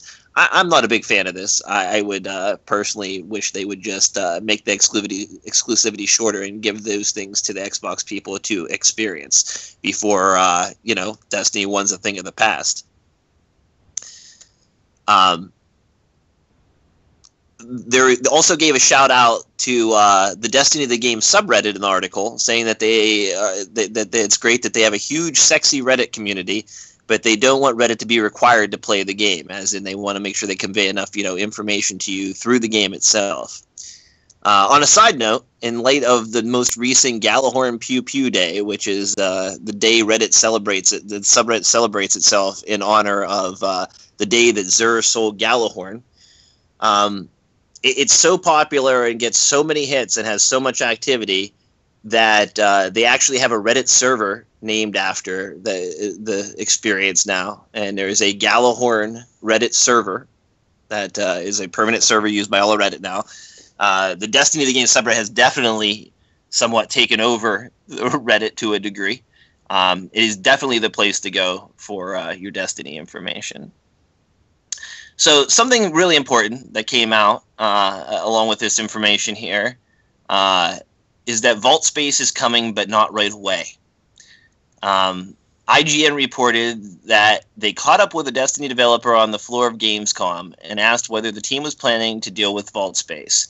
Rise of Iron senior producer Scott Taylor told them, not on day one. However, he offered the consolation that if I open my phone right now, we're working on solutions to make that a good experience. We're working on it. As a reminder, in Rise of Iron, if you want to collect the new Iron Lord, Iron Banner, Trials, and Raid sets on all three characters, that's going to take up 60 spots alone in your inventory. How do you guys feel about the Vault issues, Remy? Bullshit. In one word, bullshit. I mean, okay, so what I'd like to do right now is I'd like to get everyone brainstorming on this. So he says, if I open my phone right now, we're working on solutions that make that a good experience. That make what a good experience? That make not having vault space on day one a good experience? Because not having more vault space on day one is not going to be a good experience. Like, I know that I'm going to have to delete stuff just to play through these first couple of missions, just to have room to have as space available so that I can have equipment to infuse into either what I already have or what I'm going to earn. I just don't understand how they're going to make this a good experience, how they're going to make not having on day one vault space a good experience. Crimson Warlock, in your opinion, what could they possibly do to make not having more vault space on day one a good experience? Go. Just introduce a new system that basically is a vault but isn't. The kiosks are a step forward, but it might be kiosk version 2 that does something in that respect. That's about the only thing I could think of that we could hope to see is a revamp of that system until they can get vault space to what they want it to be. Right. The only thing that I could think of was that they're going to offer some kind of book that you would be able to get this stuff out of. So instead of it taking up vault space necessarily, it would take up one slot on your inventory, and then you could pull those things out. But even then, that doesn't make me happy because I'm going to want to use some of that stuff. So it doesn't even make sense. The one problem with books, though, is we need a freaking bookshelf now because we're starting to collect too many books. I'll take it. I want a bookshelf. Sharks 3D Man, what do you think about this? How, on day one, not having new vault space, do they make that a good experience?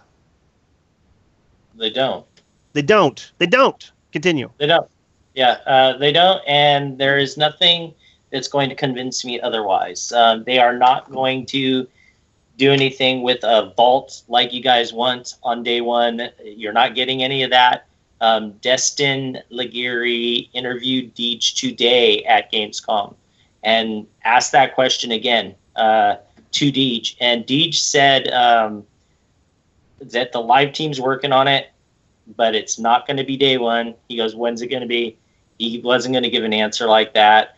But it's not going to be vault space. It's going to be what you guys are talking about. It's going to be some kind of system to hold stuff. He kind of implied that. You have to go, if you want to hear word for word, go to IGN and watch that video from today. But as far as it being good for us on day one, it's not going to be good for us on day one. It's going to be crappy. Those of us that have too much stuff in our vault, you're going to have to get rid of it if you want to collect new stuff. I mean, we do have the only positive part about this is Iron Banner isn't going to be that weak, so you don't have to worry about the Iron Banner gear. The Iron Lord's gear, you probably have to do all kinds of stuff to get it, so you probably won't have to worry about that. And you have 3 days until you start doing the raid, and you know how raids are. You're not going to get a full set of gear then either. But as far as, infusing stuff, you're going to be getting stuff. You're going to be going through stuff all the time.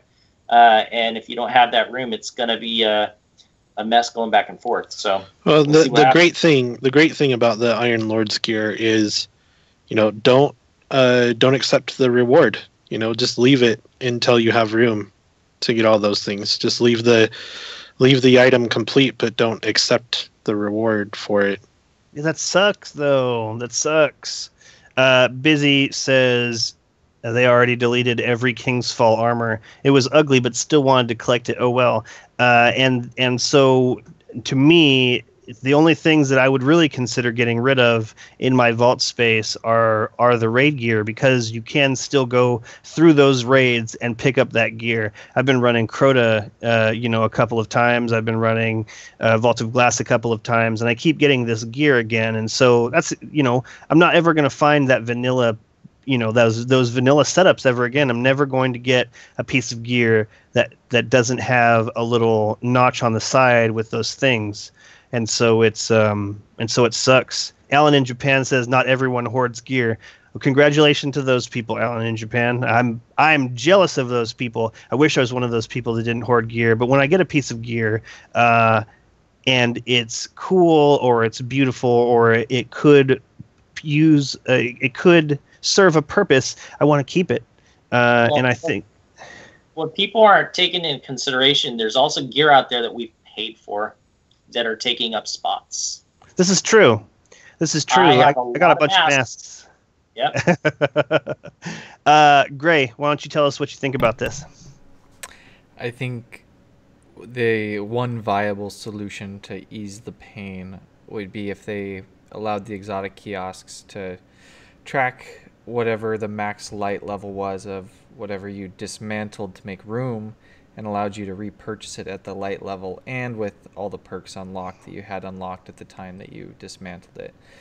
I certainly wouldn't keep all the exotics that I do that are cluttering up my vault, because I don't use all of them, but I don't want to dismantle it because I'm going to lose the light level and I'm going to lose the perks that I got because of ranking it up. If they did that, that would clear up a fair amount of room in my vault, knowing that I could always go back to the kiosk and get it. Sharks likes it. He's going nuts. Right. I think they could. Well, and it's also really annoying too when you're like, oh, where's that exotic? And then you remember, oh, I deleted it last week for room. And then you have to go get it again and hope that you have something to infuse it with, to make it on par with the rest of your stuff again. So yeah, definitely I would love a way to save gear that way. I mean, even if it was 3 slots per inventory item that you have, that would give us so much more space in that manner as well. All right, Agrios, what could they possibly do to make not having more vault space on day one a good experience? And then we've got like 5 minutes for you to fill up whatever information you can get out there. And then we got shout outs, and then we got to go because Gray's going to get like 2 hours of sleep before he has to go to work. Go. All right. I don't know what they could possibly do to like make not having vault space on day one a good experience. They basically can't.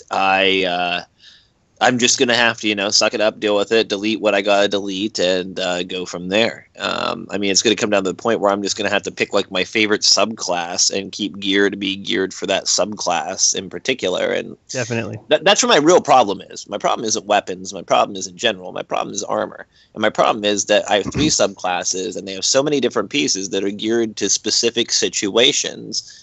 And I love making loadouts. It's a part of games I like, and it's a part of Destiny I like.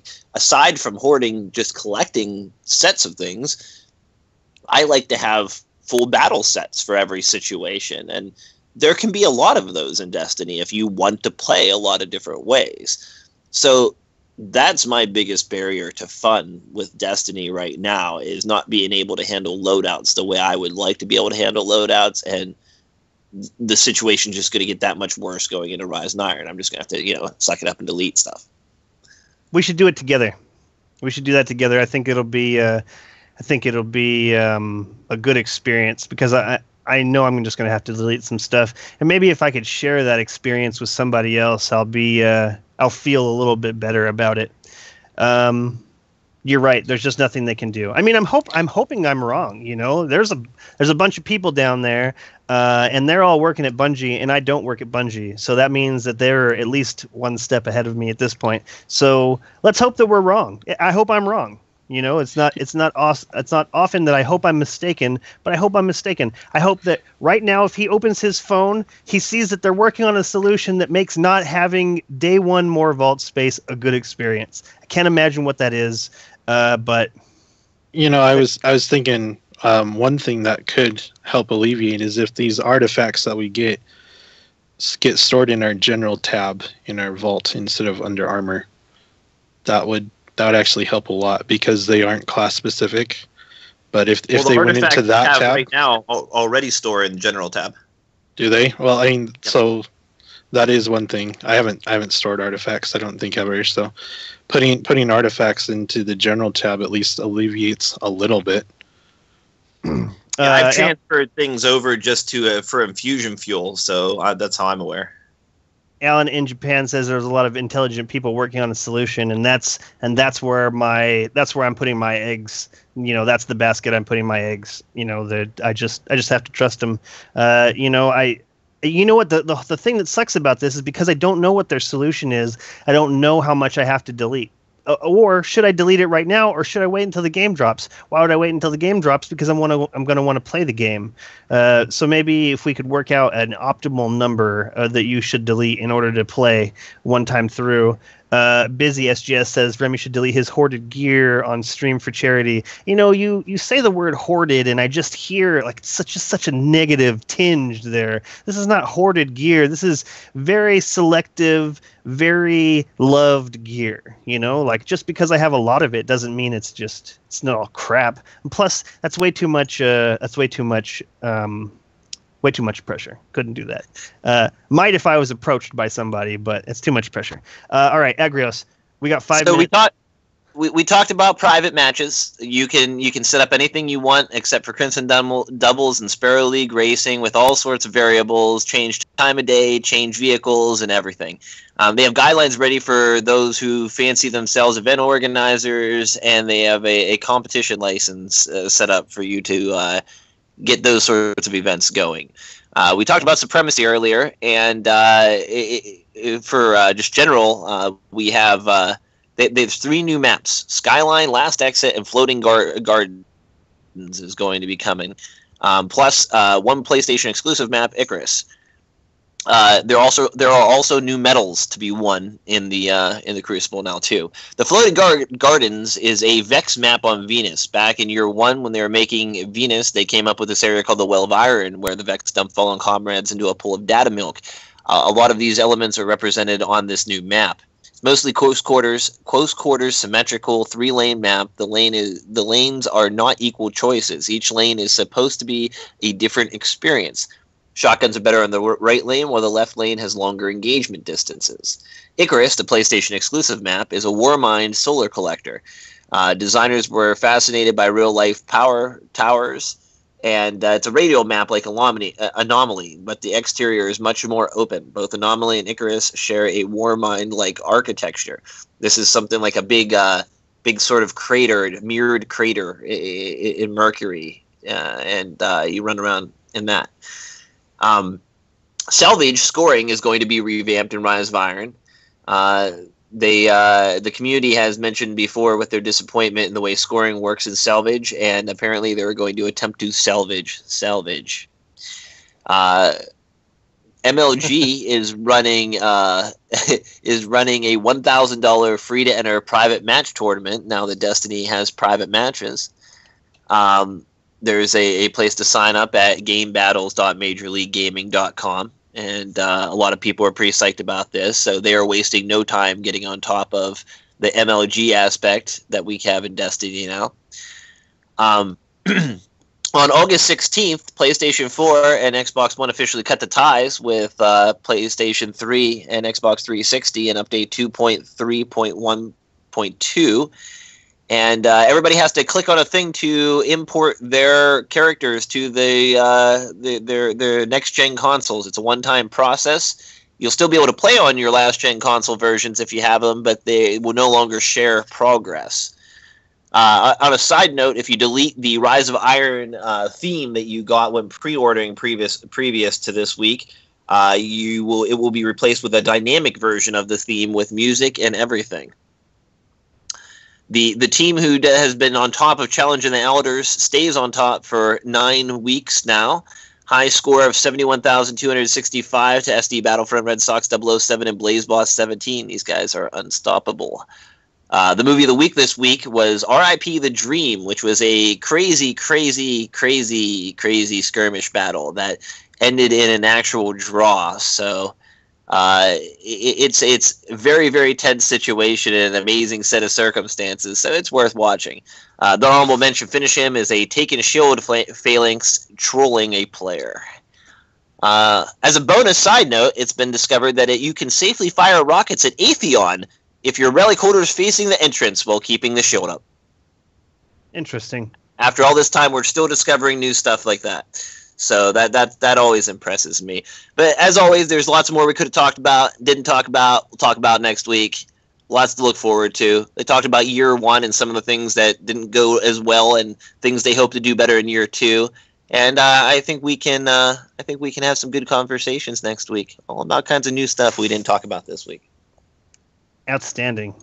Looking forward to it. Sad we didn't get to it now. I talk long. We talk long. Appreciate everyone's input. Okay, shout-outs. Let's start with you, Gray. My shout-out this week goes to a good friend of mine from back home, childhood friend Adam Pechtel. Got engaged this week, so he's getting married. Congrats, buddy. Excellent. Sharks. My shout-out is to the Destiny Community Con stream that's going on right now. They're raising money for a good cause. If you haven't gone and watched and donated, go now. Awesome. A good cause, definitely. Agrios. I got a double shout out this week. My shout out goes to Sherpa School, Board Meta, Lev 24, Wu-Tang 911, and Zombie Who, along with our very own Maynard James 82, who at the very last minute got me through Golgoroth challenge mode last week to get the final time-locked shard that I needed from Destiny. So that takes care of that. And my other shout-out goes to Battlefront Updates. That's you can follow them on Twitter at SWBF Updates. they hooked me up with a Titanfall 2 access code, so I will get to hop on that early tonight. Outstanding. Crimson Warlock. This week, my shout out, and I'm putting it in chat right now, is to Spanky Drop Space. He's been on the show. He was on the show a couple of months ago. He's a really great guy. He helps a lot of people. Sherpas through the lighthouse if you need him, if you want him. Jump into his stream, and he does raffles. But this week, tomorrow, in fact, he's doing a giveaway of a Rise of Iron code for either Xbox One or PS4, because he said that Destiny would never have private matches. And so he's eating those words, and because of that, he's doing a giveaway. So if you go follow him on Twitter and on Twitch, you can enter into that giveaway, which is tomorrow. But thanks, Spanky, for everything you do. You're awesome, and keep up the good work. Spanky does kick ass. Very cool guy. Got me to the lighthouse 2 times. It was really excellent. Very patient. Very cool. My shout out this week, for the 3rd week in a row, Maynard James, 1982. He got me all of the achievements on both systems. He's got me Vex Mythoclast on both systems. He is just such a helpful member of Guardian 1, and it's amazing to see him work, and it's amazing to be in his group. Like as someone who was just basically resigning to never have the Mythoclast, was resigning to never have the at least not on the Xbox. He goes between both systems, and it's I'm just so thankful. It's great to have all those achievements. It's great to have the Mythoclast. Really, the only things that I'm missing now, the only things in the whole game that I'm missing now, is 2 ships on PlayStation, 1 ship on the Xbox, and the Crux of Crota on the Xbox. Other than that, I've got absolutely everything that I could want to get, and it's thanks to him. And so 3rd week in a row, Maynard, it's just been such a pleasure running with you, and you just make it seem like it's not even a big deal. You're one of these people like Sharks who just bends that reality to your will. What is it that you want to do? And he's constantly running people through the Flawless Raider, and he makes it so easy, and really it's so much fun, because oftentimes he's kind of just flying by the seat of his pants. Like it's funny listening to him to go, no. But it's a great time, and I can't thank you enough. So 3 weeks in a row, Maynard James. Get back to making that album. I'm ready. It's been 10 years since 10,000 days. I've played enough video games with you. Let's get that Crux, and then you can get on that. So that's it. That wraps up episode 97. I would like to thank everyone listening for tuning in. I hope you enjoyed the show. If you have any questions or suggestions for topics to be discussed on the show, please leave them in the comments below or send them to feedback@guardian1.net, and we will see you next week.